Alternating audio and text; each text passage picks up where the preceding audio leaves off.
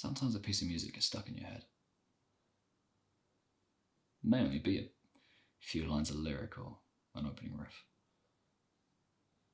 but you find yourself humming it, whistling it, singing it under your breath, as if it's lodged somewhere in your psyche.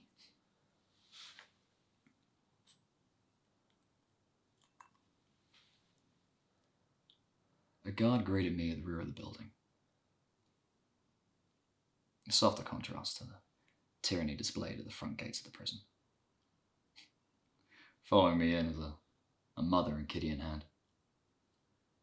Kitty was holding a letter. Daddy, spelled D-A-D-Y, was written in red crayon on the envelope. As we made our way through a labyrinth of grey corridors, a guard took the letter from the Kitty to examine its contents. The harsh red crayon had marked the tip of his gloved finger. We were told the do's and don'ts, but I didn't take much notice. Just studied my reflection in the window that overlooked the visitors' room. The room was decorated with trees, hand-painted along the wall. They were adorned with little birds and vines that coiled around the trunks. But the paint was cracked and gave way to the grey concrete that lay beneath.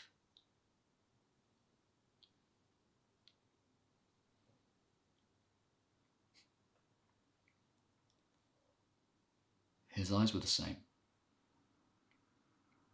but the skin had wrinkled around them and his eyebrows had gone grey. He gestured to a chair on the other side of the table and asked me to remind him of my name. George, I said. George Burton. He ran a finger across his cheek, stroking a tattooed crucifix which sat on the left side of his cheekbone. He asked me if I believed in the afterlife. I couldn't muster an answer. Just focused on steadying the tremor in my hand.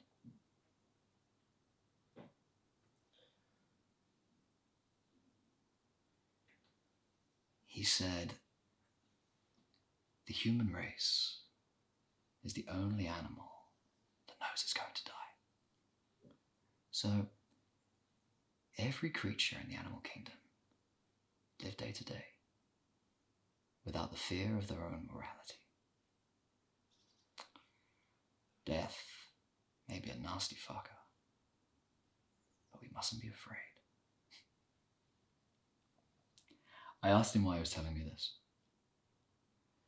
and he told me the story about a priest. Apparently, the prison has a church. Well, a whitewashed room adorned with a wooden cross, a few plastic chairs, and a well-thumbed Bible. This so-called place of worship holds residence to a local priest twice weekly, who taught him about a set of scales. On the left side of the scales sits the evil within us, and on the right side sits repentance and faith. He showed me a tattoo on his wrist. It said, Luke 16:19. He said it was a reference to the bosom of Abraham and the promise of paradise.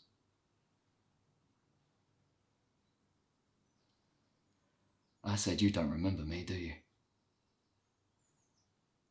He didn't answer. Just played with a ring on his finger. He said, I'm not the first to visit. Some talk. Others come for answers, and some just sit there a while.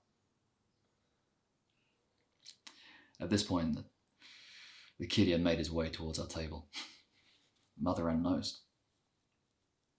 Too busy talking to the skinhead who pocketed the kid's letter.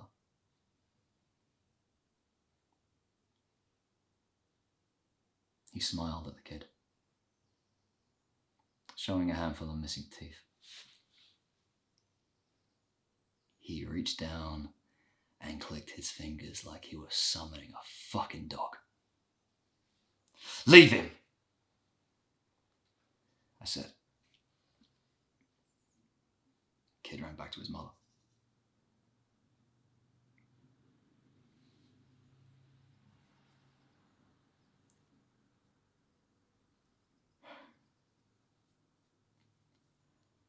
I'd read the reports. 12 victims. 12 convictions. You think you're the only one. Until you're not. The pang of betrayal, it makes me feel fucking dirty. It's like when you get muck under your nail. No matter how much you pick at it or run water over it, it's impossible to get rid of. He gave a boy who had nothing. Something.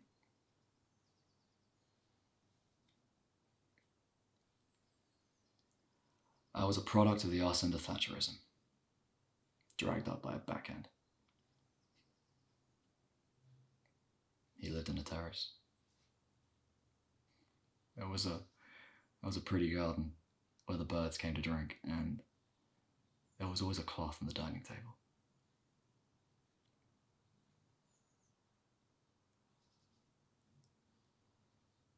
He'd pour me a glass of whiskey. Neat.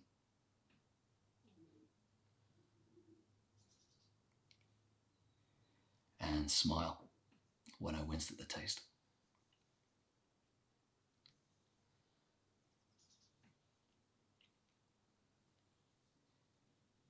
He'd spin a record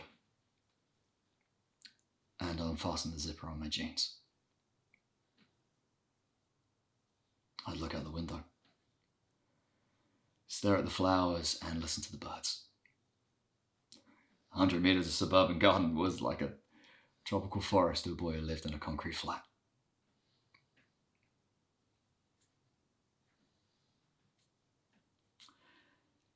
Storybooks tell kiddies that the monsters hide in the dark, under the bed, or in the shadows. However, in reality, they live amongst us. Neighbors, teachers, postmen, all ingratiated into the fabric of everyday living. They draw the curtains and, like snakes, shed their skin to expose the rotten core underneath. The old man I visited stood on his soapbox and talked of scales and faith. Is it really that fucking easy? Discovering your body in chapter and verse somehow erase your fucked up life on the day of reckoning.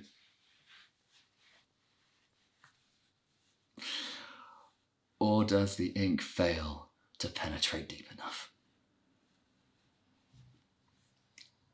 I guess he'll die with his fingers crossed. The devil's water isn't so sweet.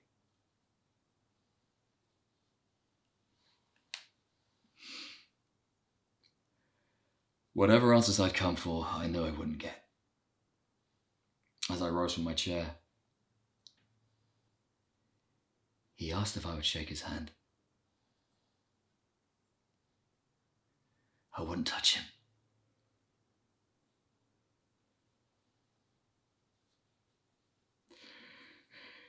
He began to laugh. He said, "Oh, how could I forget little Georgie Barton? Such a pretty wee boy." The laughter became frantic, to the point where phlegm fell from his lips. It took 2 guards to remove him from the visitor's room.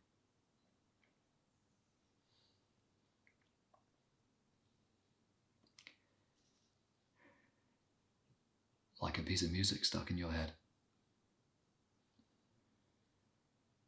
All I can hear is his laughter.